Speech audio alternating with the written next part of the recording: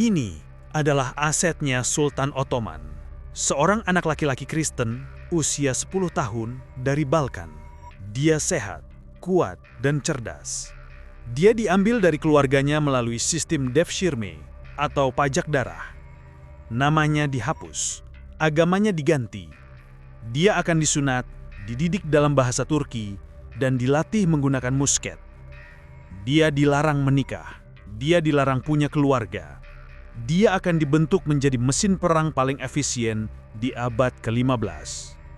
Dia adalah seorang Janissary. Video ini akan membedah anatomi kehidupan mereka. Kita tidak akan fokus pada kemuliaan perang. Kita akan menelusuri proses teknis dari devshirme, logistik pelatihan brutalnya, aturan selibat yang kaku, dan paradoks fundamental menjadi budak paling kuat sekaligus paling menyedihkan di Kekaisaran Utsmani. Zafer bizi bekliyor. Allah bizimle. Di masa puncaknya, sekitar abad ke-15 hingga ke-17, militer Utsmani adalah angkatan perang paling ditakuti di dunia. Kekuatan mereka terletak pada inovasi. Mereka adalah yang pertama secara efektif menggabungkan artileri bubuk mesyur dengan pasukan profesional yang digaji dari kas istana. Komposisi tentaranya sendiri sangat beragam. Di garis depan, ada kavaleri ringan Akinci yang tugasnya mengintai dan meneror wilayah musuh. Lalu ada kavaleri fedal utama bernama Sipahi. Para Sipahi ini diberi hak atas tanah yang disebut Timar, dan sebagai gantinya, mereka wajib membawa pasukan berkuda saat Sultan memanggil perang. Kekuatan Utsmani juga bertumpu pada korps artileri mereka, Topçu. Mereka adalah ahli meriam terbaik di dunia pada masanya. Meriam-meriam raksasa merekalah yang berhasil meruntuhkan tembok Konstantinopel yang legendaris. Namun dari semua elemen ini, tulang punggung utama tentara Utsmani adalah Kapikulu. Ini adalah tentara budak milik Sultan. Mereka adalah profesional penuh waktu yang digaji langsung dari kas istana. Dan inti dari pasukan Kapikulu adalah Janissary. Janissary bisa dibilang superstar militer era itu. Mereka dianggap sebagai korps infanteri profesional modern pertama di Eropa sejak era Legiun Romawi. Ketika para kesatria Eropa masih mengandalkan baju zirah berat, Janissary sudah menjadi pionir penggunaan senjata api. Mereka mengadopsi musket atau senapan secara massal dan menggunakannya dengan disiplin yang mengerikan. Disiplin ini adalah hasil latihan sejak kecil. Di medan perang, mereka bertempur dalam formasi yang sangat teratur. Mereka hidup di barak, menerima gaji tetap, dan mengenakan seragam standar yang khas. Ini adalah konsep yang sangat maju untuk zaman itu. Kehebatan mereka bukan cuma fisik, tapi juga psikologis. Janissary selalu maju ke pertempuran diiringi oleh mehter, atau band militer Utsmani. Suara genderang dan trompet yang menggelegar dirancang untuk meruntuhkan mental lawan, bahkan sebelum perang benar-benar dimulai.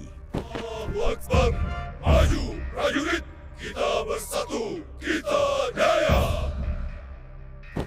Inti dari penderitaan Janissary dimulai dari cara mereka direkrut. Prosesnya memiliki nama resmi devshirme. Kata ini berarti mengumpulkan. Dalam praktiknya, ini adalah pajak darah. Sistem ini secara eksklusif menargetkan anak laki-laki Kristen, biasanya dari keluarga petani miskin di wilayah Balkan seperti Yunani, Serbia, Bulgaria, dan Albania. Usia ideal yang diambil berkisar antara 8 hingga 14 tahun.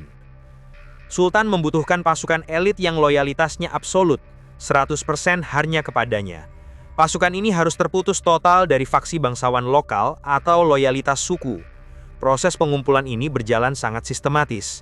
Setiap beberapa tahun, perwira Utsmani akan tiba di sebuah distrik Kristen. Setiap keluarga yang memiliki lebih dari satu anak laki-laki diwajibkan membawa mereka semua untuk diperiksa. Petugas akan memilih anak yang dianggap paling sehat, paling kuat, dan paling cerdas. Anak tunggal dalam keluarga biasanya akan dilewatkan. Ini adalah kebijakan praktis agar garis keturunan petani itu tetap berlanjut dan bisa membayar pajak reguler. Bagi keluarga, ini adalah momen yang menghancurkan. Anak-anak pilihan itu diambil paksa. Para orang tua hanya bisa menyaksikan anak mereka dikumpulkan dan dibawa berjalan kaki ratusan kilometer menuju ibu kota, Konstantinopel. Setibanya di sana, birokrasi pengubahan identitas dimulai. Semua anak akan didata secara detail. Mereka akan mengucapkan syahadat dan disunat sebagai tanda resmi masuk agama Islam. Mereka semua diberi nama Muslim baru. Identitas lama seperti nama baptis dan ikatan keluarga mereka dihapus seluruhnya. Setelah proses ini, mereka dibagi menjadi 2 jalur. Sekitar 10% anak yang paling tampan dan paling cerdas akan dipilih sebagai Ich Olan atau anak dalam. Mereka akan masuk ke Enderun, sekolah istana yang sangat elit. Di sini mereka dididik dalam administrasi, teologi, hukum, dan strategi perang. Lulusan terbaik dari Enderun bisa menjadi gubernur, jenderal, atau bahkan wazir agung, orang terkuat kedua di kekaisaran. 90% sisanya menjadi Acemi Olan atau kadet. Mereka akan dikirim ke keluarga-keluarga petani Turki di pedalaman Anatolia. Tujuannya ada 2. Pertama, agar mereka belajar bahasa Turki, budaya lokal, dan ajaran Islam secara mendalam. Kedua, mereka harus bekerja keras di ladang selama beberapa tahun untuk menempa fisik mereka. Setelah 4 hingga 7 tahun ditempa di ladang Anatolia, para kadet Acemi Olan akhirnya ditarik kembali ke ibu kota. Fisik mereka telah mengeras. Mereka sekarang siap memasuki fase pelatihan formal dan brutal di barak Janisari. Kehidupan mereka sepenuhnya komunal. Mereka ditempatkan dalam barak-barak yang disebut orta, yang berfungsi sebagai resimen sekaligus rumah mereka. Simbol utama dari setiap orta adalah kazan, sebuah kuali perunggu besar. Kuali ini adalah pusat kehidupan sosial dan spiritual mereka. Mereka makan bersama dari kuali yang sama, sebuah ritual harian yang menanamkan rasa persaudaraan absolut. Pelatihan fisik dirancang untuk menciptakan daya tahan ekstrim. Para kadet menghabiskan berjam-jam untuk gulat, lari jarak jauh, dan latihan angkat beban menggunakan batu-batu besar. Pelatihan senjata sama intensifnya. Mereka dilatih menjadi pemanah ulung kelas dunia. Mereka diajarkan menguasai pedang khas Janisari yang melengkung, yatagan. Dan yang paling krusial, mereka dilatih menjadi ahli musket. Latihan menembak dilakukan secara serempak, membiasakan mereka bertempur dalam formasi yang rapat dan disiplin. Kepatuhan absolut adalah inti dari doktrinasi mereka. Aturan hidup mereka sangat kegu. Aturan paling fundamental yang mengikat mereka adalah selibat.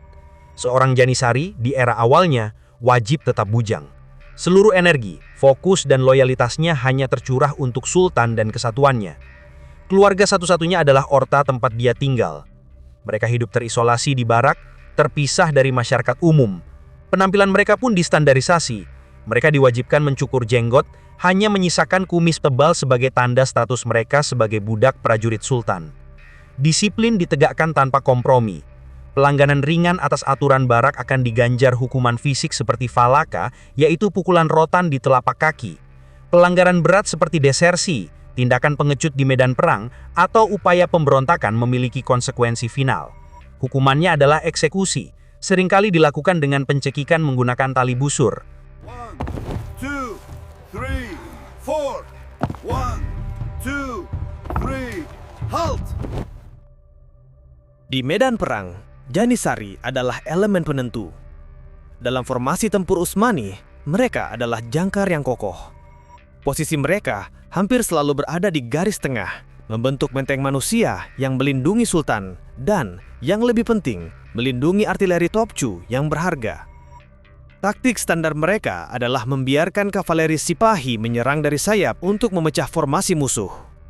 Ketika pasukan lawan mulai kacau atau terpancing maju, artileri akan melepaskan tembakan. Di saat itulah, diiringi genderang meter yang mengintimidasi, dinding Janisari akan bergerak maju. Kemenangan besar mereka di pertempuran Mohacs tahun 1526 adalah contoh sempurna dari efektivitas ini. Menghadapi kavaleri berat para kesatria Hungaria, artileri Utsmani menghancurkan serangan awal mereka. Sisa pasukan Hungaria yang kebingungan kemudian harus berhadapan dengan tembakan musket massal dari garis Janisari yang disiplin. Pertempuran itu berakhir hanya dalam 2 jam. Kemenangan itu sangat total. Ketika sebuah kota besar berhasil direbut, Janisari adalah yang pertama mendapatkan hak mereka. Mereka secara tradisional diizinkan untuk menjarah kota yang ditaklukkan selama 3 hari penuh sebagai bagian dari bayaran perang mereka. Namun, aura tak terkalahkan mereka tidak bertahan selamanya. Pengepungan Wina pada tahun 1683 menjadi titik balik yang krusial. Setelah pengepungan yang fatal dan berlarut-larut, pasukan Utsmani yang kelelahan dihancurkan oleh serangan kavaleri Polandia yang masif. Kekalahan telak di gerbang Eropa ini meruntuhkan moral dan reputasi Janissary yang sebelumnya dianggap mustahil dikalahkan. Ketika masa perang berakhir, Janissary akan kembali ke barak mereka di ibu kota. Disinilah mereka menjalani kehidupan damai mereka, terpisah dari masyarakat umum. Mereka menerima gaji rutin yang disebut ulufeh. Pembayaran ini dilakukan setiap 3 bulan sekali dalam sebuah upacara yang sangat terorganisir. Selain gaji tetap, mereka juga menerima bonus loyalitas yang signifikan setiap kali sultan baru naik tahta. Ini adalah cara istana memastikan kesetiaan mereka saat terjadi transisi kekuasaan. Sistem Utsmani juga mengurus prajurit yang sudah tua atau cacat permanen akibat perang. Mereka akan dipensiunkan dengan hormat. Para veteran Janissary ini menerima uang pensiun tetap dari kas negara. Ini adalah sebuah sistem pensiun militer yang sangat terstruktur dan modern untuk zamannya. Pensiunan Janissary ini dikenal sebagai oturak. Mereka sangat dihormati di masyarakat dan sering menghabiskan sisa hidup mereka bekerja sebagai penjaga masjid atau bangunan publik. Kehidupan seorang Janissary adalah sebuah paradoks yang fundamental. Di satu sisi, mereka adalah budak yang statusnya diperoleh melalui sistem devshirme. Identitas, agama, dan bahasa ibu mereka telah dihapuskan seluruhnya. Di sisi lain, sistem yang sama memberi mereka jalur mobilitas sosial yang tak terbayangkan. Seorang anak petani pintas dari desa Balkan yang terpencil bisa bangkit melalui sistem ini menjadi jenderal, gubernur, atau bahkan wazir agung. Itu adalah posisi orang terkuat kedua di kekaisaran, langsung di bawah sultan. Harga untuk kekuasaan dan status itu adalah kepribadian asli mereka. Mereka adalah properti sultan. Mereka adalah alat perang paling tajam di dunia yang dibentuk melalui trauma masa kecil untuk melayani seorang tuan yang telah merenggut segalanya dari mereka. Sistem devshirme adalah salah satu eksperimen sosial dan militer paling unik dalam sejarah. Apakah loyalitas absolut yang dibeli dengan cara mencabut paksa identitas ini sepadan dengan efisiensi militer yang dihasilkannya? Diskusikan pandangan kamu di kolom komentar. Kalau kamu menyukai analisis sejarah yang mendalam dan faktual seperti ini, subscribe Kopral Gondrong.